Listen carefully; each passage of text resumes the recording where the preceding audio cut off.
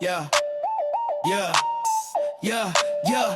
Regal behind the chair with Mr. Regal in the air. Fresh cuts, real talk style everywhere. It's Regal behind the chair. What up, guys? It's Mr. Regal hopping in, tapping in once again.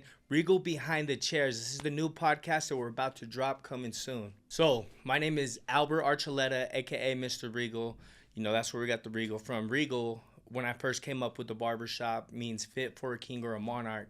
So that's kind of where the Regal came from, just to give you guys some context. The reason why I'm doing Regal Behind the Chair, I really feel like it's a way to build community, to bring people together, and also bring exposure to a lot of local entrepreneurs like myself that otherwise we don't really hear about, because I feel like there's a lot of hidden gems in Salt Lake City. So what I want to do is talk about my story, how I started, where I went and where I'm going, and just the goal, my whole goal in general about this. So Regal Behind the Chair is gonna be it's gonna be a podcast where everybody can check it out. Like, it could be a young kid that's just really ready to hustle and really take their life into the next level. It could be an entrepreneur. You could already be an entrepreneur, and you want to hear stories of other entrepreneurs, how they did it, the struggles that they had to overcome to get to where they're at, and just an everyday person that just wants to get on here and listen to us talk some shit. And we're also going to be posting a lot of different clips from the barbershop, and we're going to call that Regal Behind the Chair. So, every chair has a story. You get behind, I've been cutting hair for almost 13 years, and every single person has a unique story, a motivating story. I learned something from every single person that I cut, and it's such a blessing, and I feel like I want to bring that to you guys as viewers. So a little background about myself. Since this is episode 1, I feel like it's only right just to let you guys know who I am, what I'm doing, and where I'm going with this. I grew up in Kearns, Taylorsville area. I had great parents. Eventually, they split up. I had a stepdad that I grew up with, and he raised me, did a great job of raising me. It was a little tough, but I feel like everything happens for a reason. I am who I am today because of who I was raised by, the circumstance that I was raised by. So growing up, I've always been a little wild. I remember, skipping school at 6th grade to ride my four-wheelers in the backyard, and we had a huge field, and, we would drink, party. I've gotten wrecks, at a young age, and it was pretty wild. I've always been a hustler. So, I love to have fun. I love to hustle. I've always been good with people. I feel like that's definitely one of my strong suits. So I remember being young and going to Food for Less. And I know a lot of you young viewers probably don't know what that is. If you're a little old school, you probably know. I remember going to Food for Less, having some money, and buying a whole bunch of candy. And it was super cheap. So what I did with that, took it back to the neighborhood, and I would sell it. I'm like, okay, cool. I paid 30 cents for this, I'm going to sell it for 60 cents. 50 cents, I'm going to sell it for $1. I was like, all right, cool, it makes sense. I'm going to double up, make some money. Next thing you know, I had all the neighbors coming over, and they were buying stuff from me, and I'm like, yo, it's lit. Other than that, I've always been giving as well. I remember going to school after making a whole bunch of money and then having extra candy, where I was like, I'm going to just give them to my class. And I went and did that for no reason, just to give back, because giving back always feels good, you know what I mean? As far as hustling goes, I had 3 sisters growing up, and I was the only boy. So I wasn't able to just be like, oh, here's this, here's that. First of all, we didn't have a lot of money. And then, obviously in Hispanic culture, the dudes ain't just going to get spoiled all the time. Like, there was all kinds of girls. I wasn't the oldest and I wasn't the youngest, so I was somewhere stuck in the middle. So what that did, it blessed me with the opportunity to really think about it and be like, you know what, I got to hustle for myself. I got to go get it on my own. So it started off by mowing the neighbor's lawn for I swear it was $3, doing the edges, another $2. I'd get $5. It was probably 8 or 9 by this time. And my neighbor would take care of me. She would always, after I was done cutting, I would just sit there and talk to her. And she was really cool. I was able to, just make money for extra things that I wanted. And on top of that, I would go to my grandma's house, and my aunt's house, and they had two lawns. My grandma lived behind my aunt's house, and I would mow both of their lawns, and it would be a mission. My grandma, my great grandma Jane, rest in peace. She would be really particular about her lawn. She'd be like, "Hey, I want the lines straight. I want them across, and it needs to look perfect. And if I didn't do it the right way, I had to do it again." So I'm like, "Yo." In hindsight, I'm like, she blessed me with just being real attention to details. You know. So growing up, that's what it was. I had to get it on my own. I wasn't mad. It just was what I was doing. Then you want to fast forward a little more. I started getting in more trouble. I wasn't in sports. I kind of just, at the time, my mom and my stepdad started going through a divorce. There was a lot of problems at home, and I was able to just leave. And when I would leave, I would just go do some wild stuff.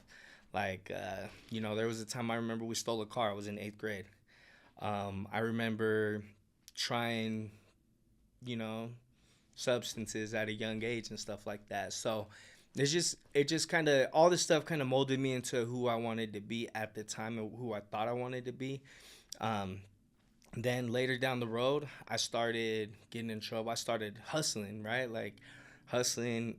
When I say hustling, it's like I started selling drugs, right? I had somebody that would want, ate the weed all the time. And I'm just like, all right, cool. Yeah. My cousin was like, hey, if you buy 4/8, you can get a half an ounce and you can sell it for X amount and you're going to make this much profit instead of just doing the guy the favor. And I'm like, oh, that makes sense. Yeah, let's get it. Boom. Next thing you know, other people wanted 8s, and long story short, I'm hustling. I'm obviously like loving it because I'm making money. Then around that time, I had a daughter at 16 years old. I had her at 17. My daughter's mom got pregnant at 16 years old, and she had her at 17. I was 17, and it was tough. It was a lot of pressure. I ended up getting a job at Burton Lumber. At the time, I was only 17, but my uncle worked there. He was able to get me a job there, and I lied on my resume and said I was 18, and I was able to get a job there, make a decent amount of money, and then I went and got my first apartment with my daughter's mom at the time. And at that point, we stayed together for a little bit, started getting into a rough relationship.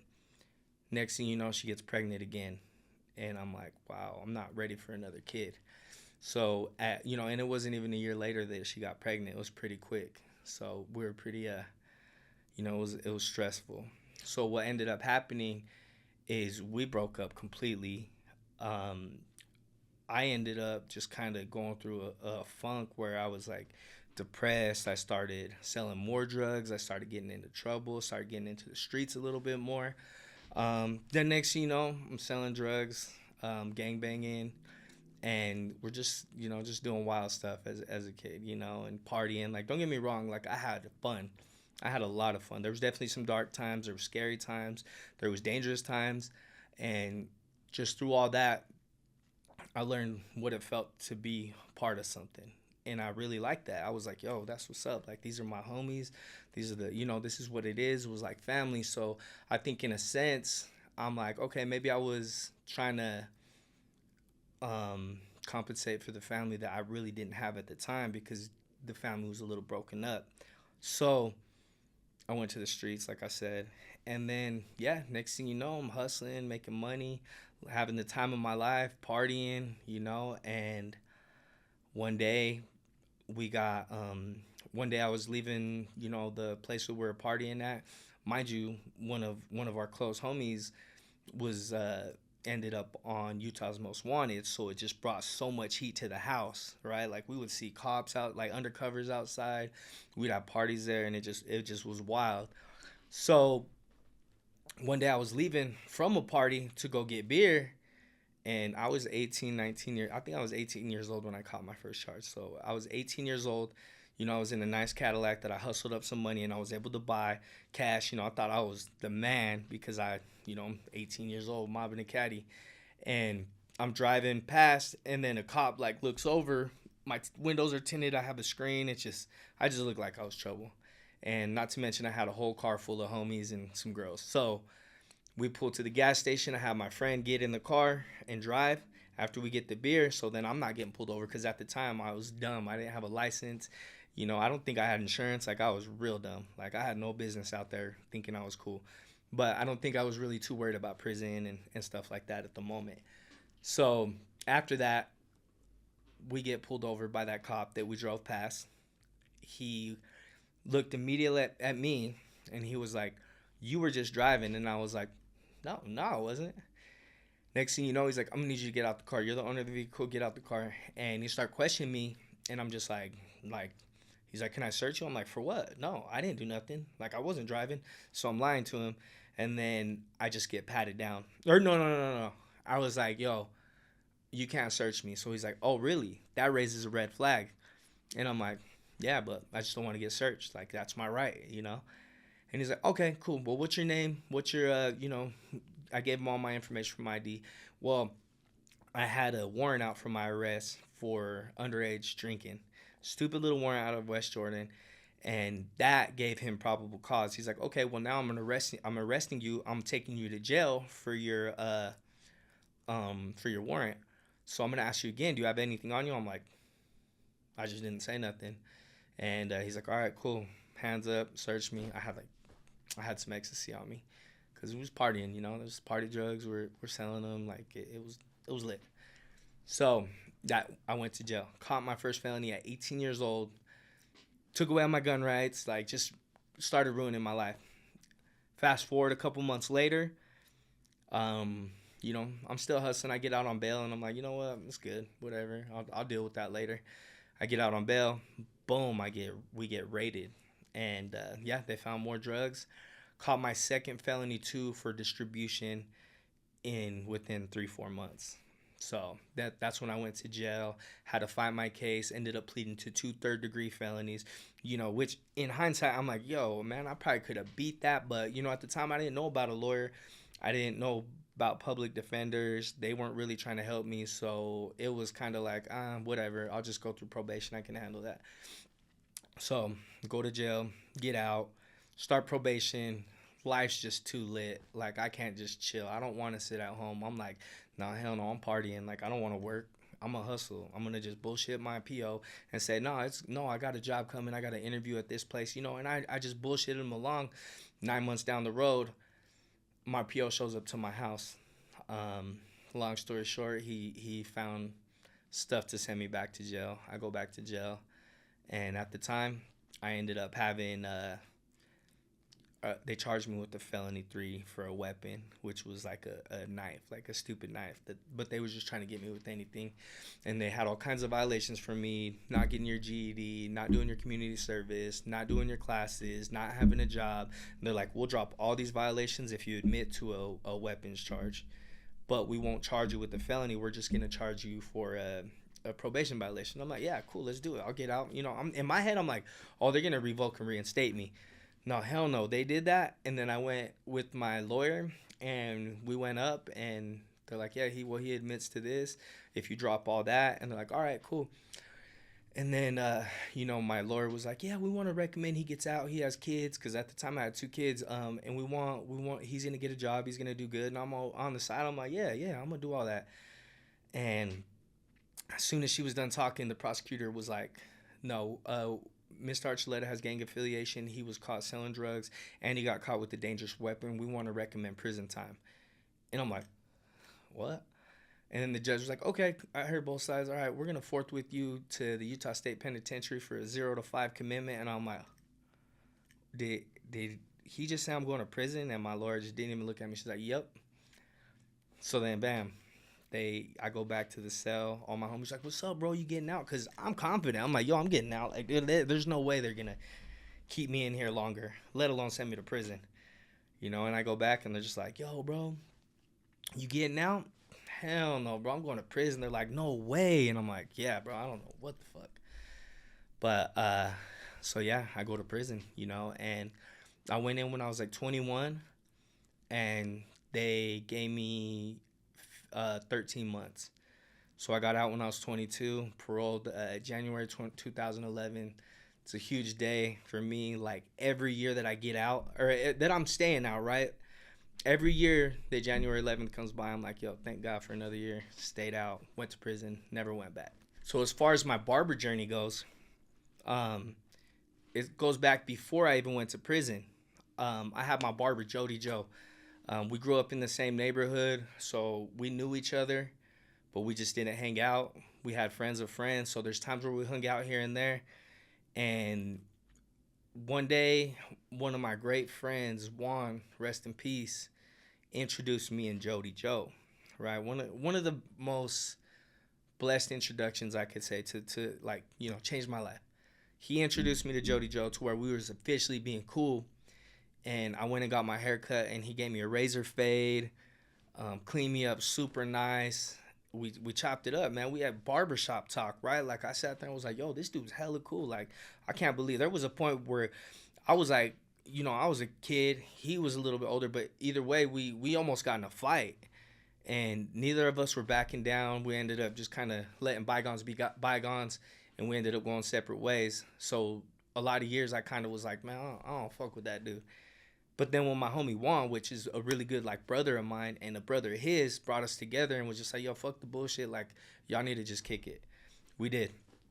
And, thank God for that introduction, because after that, I just got my hair cut and it was just a good vibe. He was cutting on his porch, and with the razor fade, the lineup, I was like, man, I get off that chair and I was like, boy, like, oh, it's on. Like, I'm ready to party. Like, I was feeling good. And from that point on, I was getting haircuts every single week. I was really, if you're selling drugs, if you're in that lifestyle, if you're partying all the time, like, you want to maintain a clean image of a fresh haircut all the time. You want that extra confidence. So I was like, oh, yeah, I'm coming every week. So I locked in every week appointment. We go every Thursday.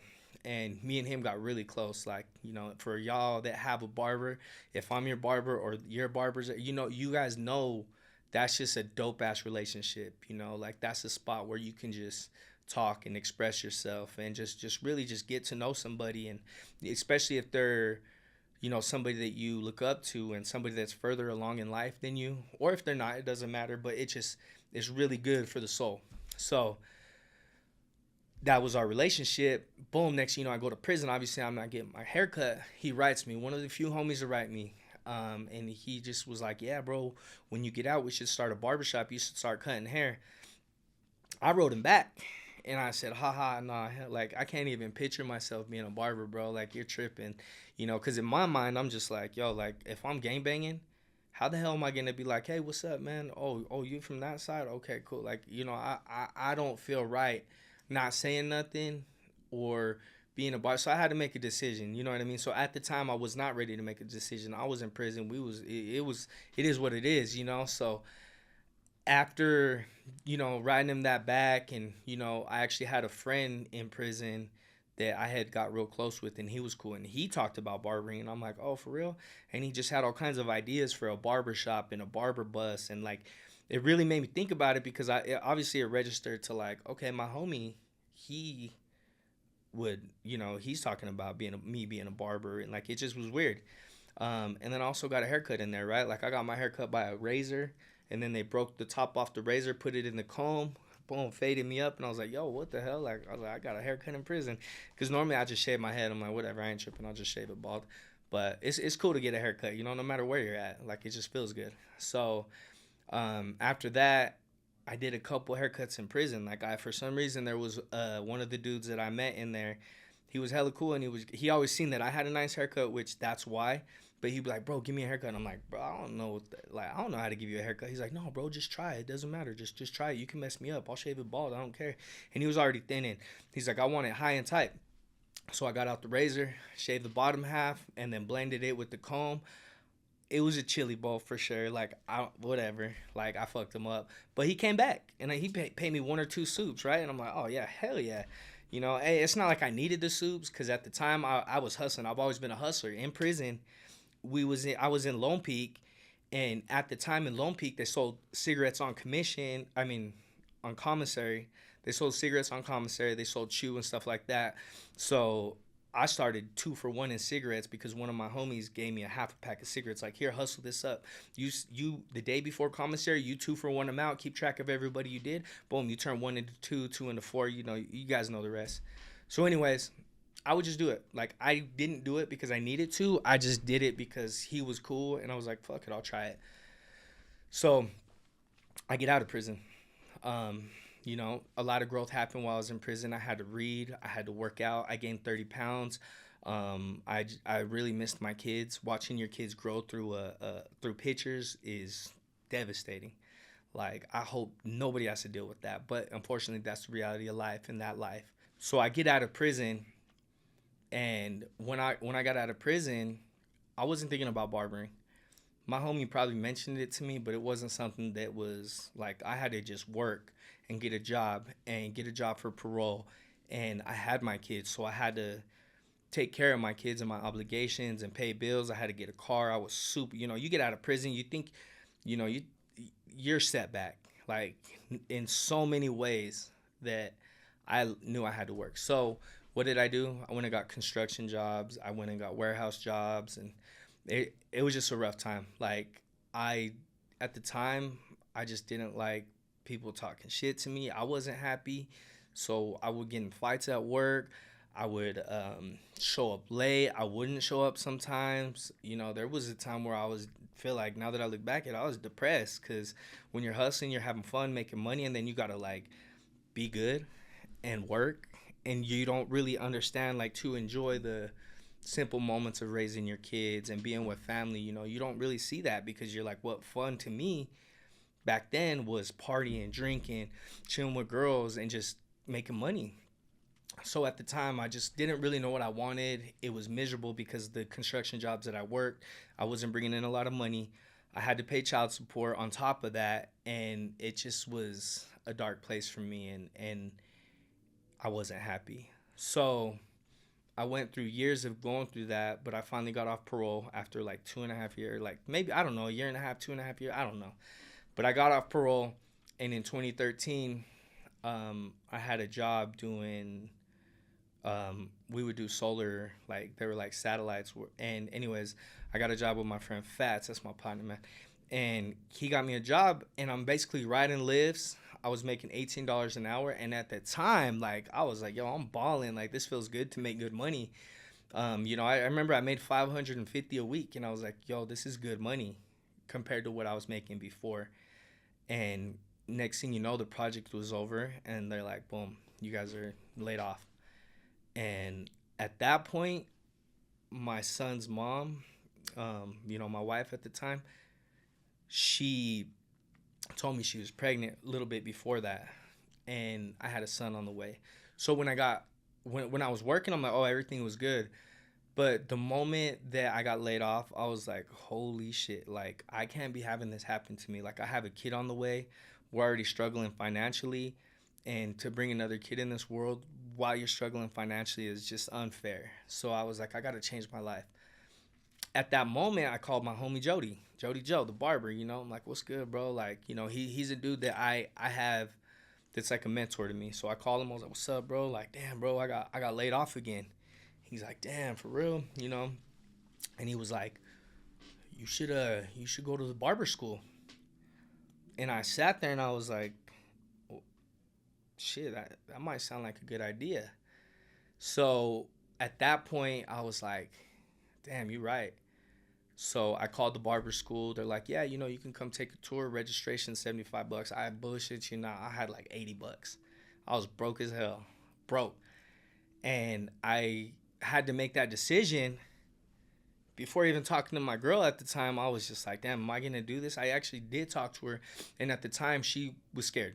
You know, like, taking a risk like that. She was like, no, you shouldn't do it. Like, we have to pay bills. We have to do it. Understandably so, but I was like, I have to do it. I have to change something. Like, I have to, you know? So she was like, all right.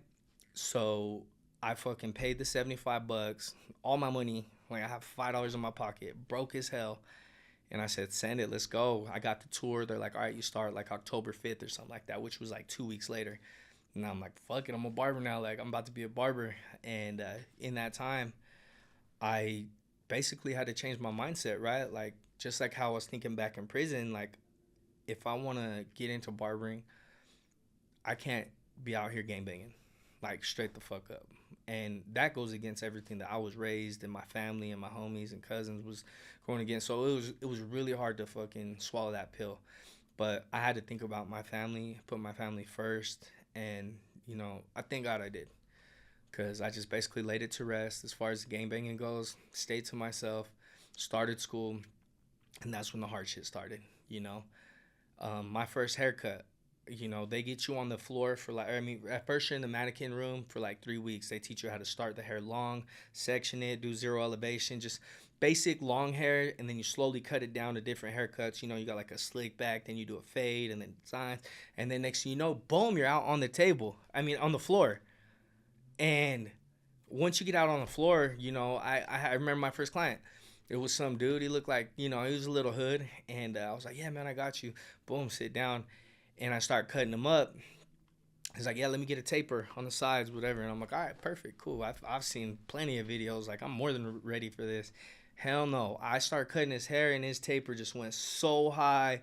There was no blend. And I start sweating because the whole time we're having a good-ass conversation. We're just chopping it up. I'm excited. I'm just, that's the customer service part of barbering. Then I call my instructor over. I was like, hey, Milton. He OG barber Milton. If you was ever blessed to be able to get trained by Milton, you're blessed. That's all I got to say. I was like, hey, Milton, come check this haircut out. I need a little bit of help blending this taper out. And he was like, oh yeah, you took that a little too high. There's no fixing that, but he'll just have to grow it out. Just keep doing the other side. And then the dude was like, and I'm like, I'm sorry, bro. And he got real quiet. I'm glad he ain't try to fight me, because I know there's some people that'd be like, nah, hell no, we gotta run the fade. But he was cool. Left, and that's just when the grind started.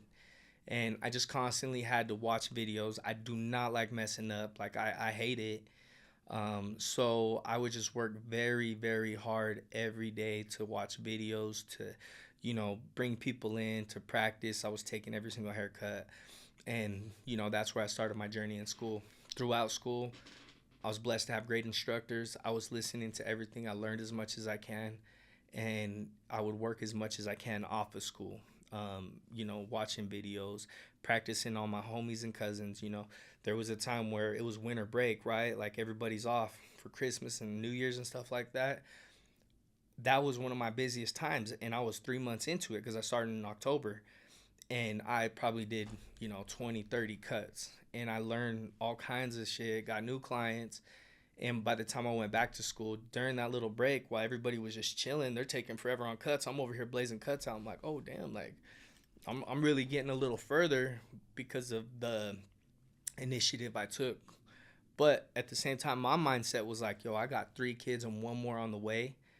I just got out of prison. My girl, she's basically like scared to have me do this. And I just got all this stress on my back. So my purpose and my reason for doing it was a little bit different than everybody else, which, like I said, I'm thankful for. I wouldn't change nothing in my path. And then so fast forward that I get out of school, maybe 6-7 months, graduated on time. I didn't waste no time, great grades, did every cut I could. And I started at Jody Joe's shop, Clean Cut Barbershop. He opened it up as soon as I got out. As soon as I got out, man, that's where the grind started. Me and my boy, the one that put me on barbering, we was able to work side by side. It was a blessing. I was out there serving out hour-long shitty haircuts while I looked next to me, and dude got 3 done that are all fire within my 3 to my 1. So it was humbling as fuck, because in the barber school, I'm like, yo, I'm good. Like, I'm one of the best in here. I'm highly requested. I thought I was the shit. But humbling when you get out of the barber shop, or when you get out of barber school into a barber shop and you're around some really good hitters. That's one of my favorite parts of my career, right? Like, I got out of school and I thought I was the shit. And then I get next to somebody that was the shit and I realized I wasn't shit. So it reminded me to constantly stay humble. And even to this day, I watch barbers do that, and it's funny to me because I'm just like, it's cool, bro. You're going to go through it just like I did. So I worked there. He taught me how to retain clients. He taught me so much skill. I was able to build my clientele. 2 years later, I was like, man, I got to make more money.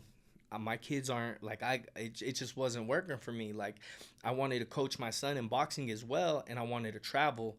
So for me, I was like, yo, I have to open a business so that way when I travel and he's boxing, um, the shop can still be making money, so I'm not going into the negative. Because at the time, if I left the barber shop to go on a tournament and it took 3-4 days, I'm not making that income 3-4 days. And they were like Thursday, Friday, Saturday, the busiest days. So to me, I'm like, I have to do it. So it was a little struggle to find a place.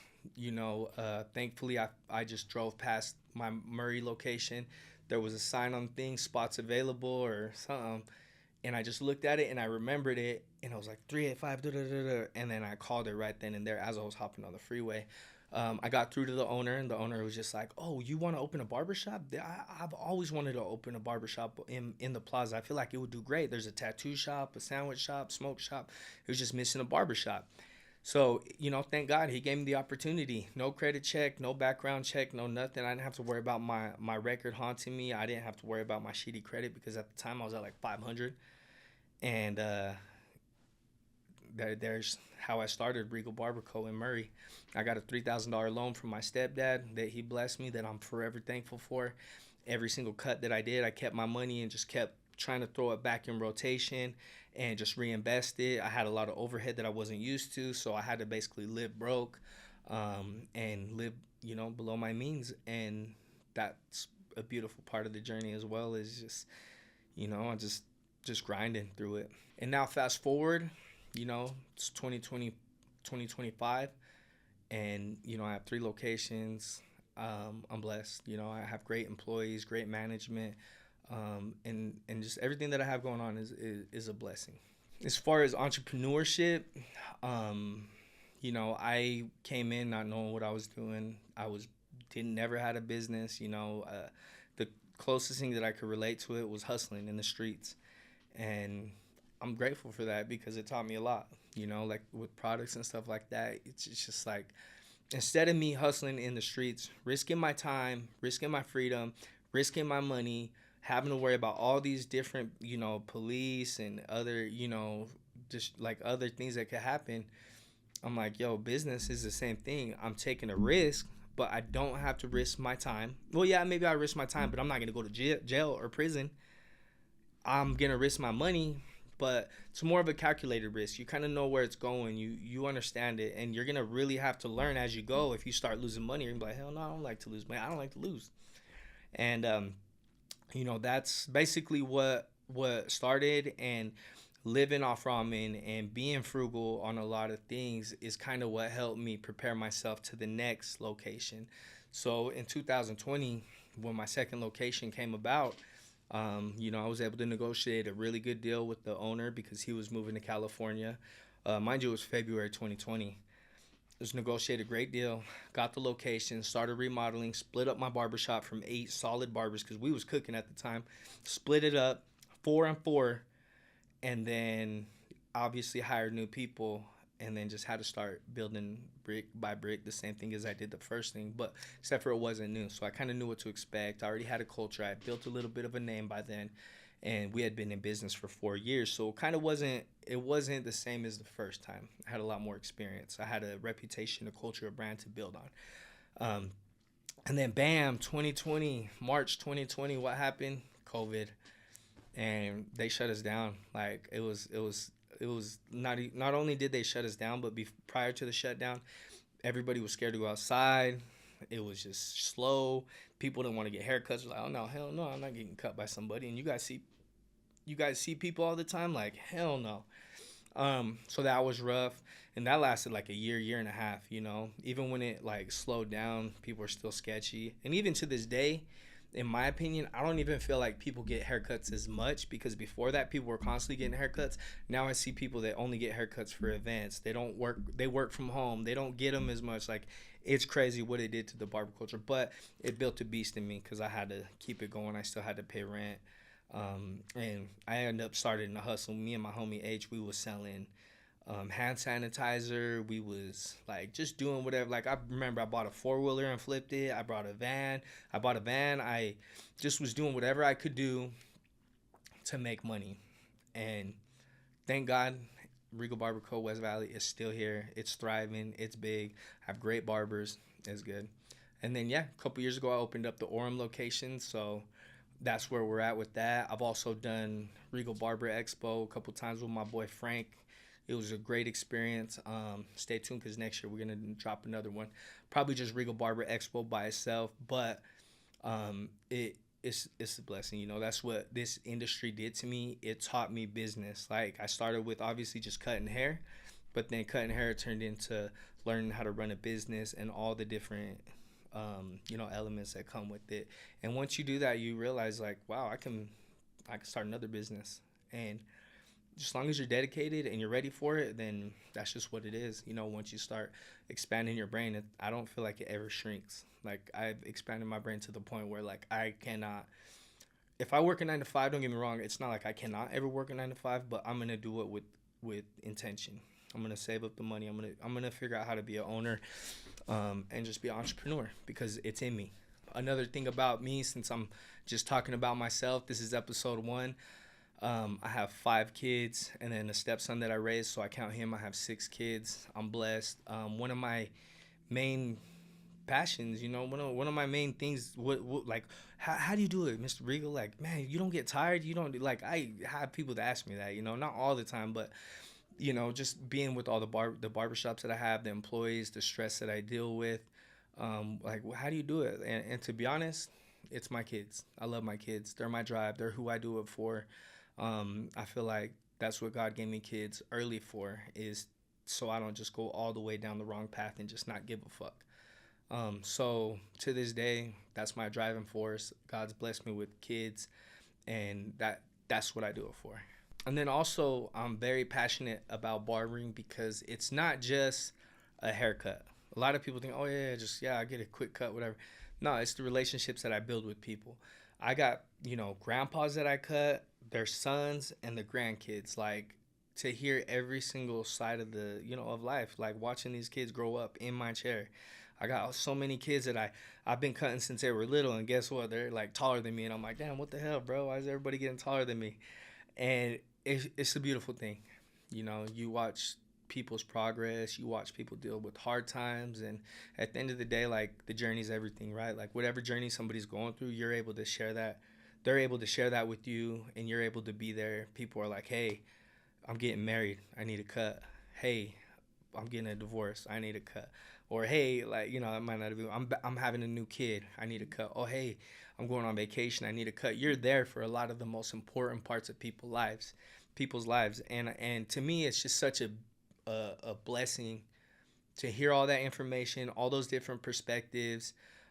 Even, like, for me, I cut a lot of entrepreneurs. That's my target demographic. Like, for me to sit there and pick an entrepreneur's brain for 30 minutes to an hour, depending on how long the service is, like, how dope is that, right? So I'm really passionate about what I do. I like to give back. I like to cut hair. Like I even get the opportunity to go cut free at events and cut kids that are less fortunate, that their parents never got them a nice haircut because they just, some of them are coming from different countries. They don't have the finances. They don't have the means. Some of them, it's just rough. Life's hard, right? There's times where it's just, and for me to go do those haircuts, and there could just be one kid that literally, as soon as I give them the mirror, they're smiling, they're bright, they're happy, confidence going crazy.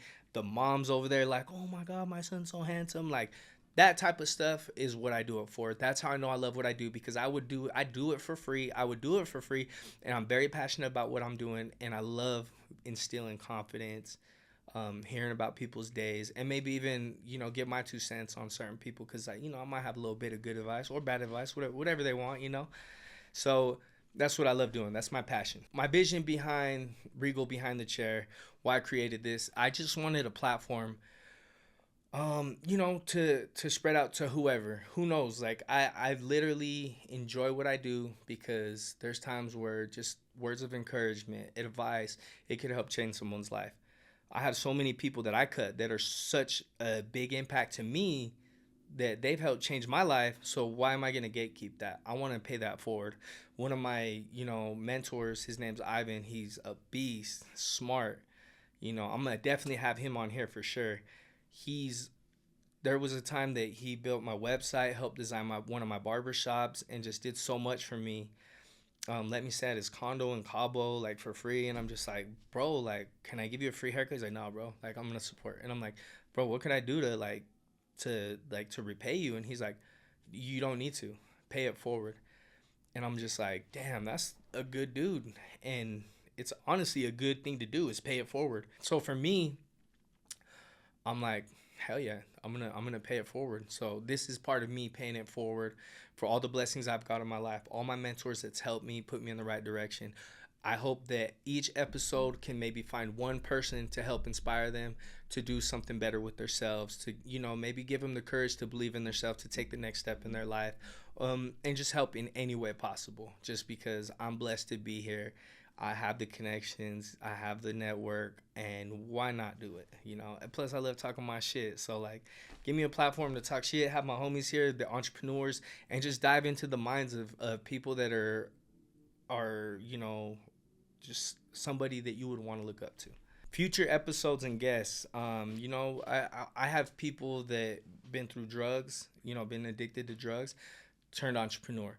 I have people that's been in prison, you know, similar to my story, but maybe deeper, worse, like some crazy shit. I heard some crazy shit, and they changed their life to multiple business owners and entrepreneurs. I have so many people connected to me that's what I want to do, is bring them to you and put them on a platform. So shout out to all you guys that tuning in, that listen to this day one. You guys are my day ones, rocking with Regal Behind the Chair. I want you guys to give us a follow on our social medias, Regal Behind the Chair. Follow me, Mr. Regal. Follow the barbershop, Regal Barber Co. It's Regal everything over here. So, you know, that's the brand I'm pushing, the culture, Regal, a fit for a king. So I want you to feel like a king and elevate yourself to a king's status. Also, don't be afraid to hop in those comments. Give me some feedback. Good, bad, it doesn't matter. I embrace it all. Talk your shit. I'm talking my shit. So, you know, all of it's welcome. That's a wrap. Episode 1. Every cut tells a story. Regal Behind the Chair. Tune in. It's Regal behind the chair.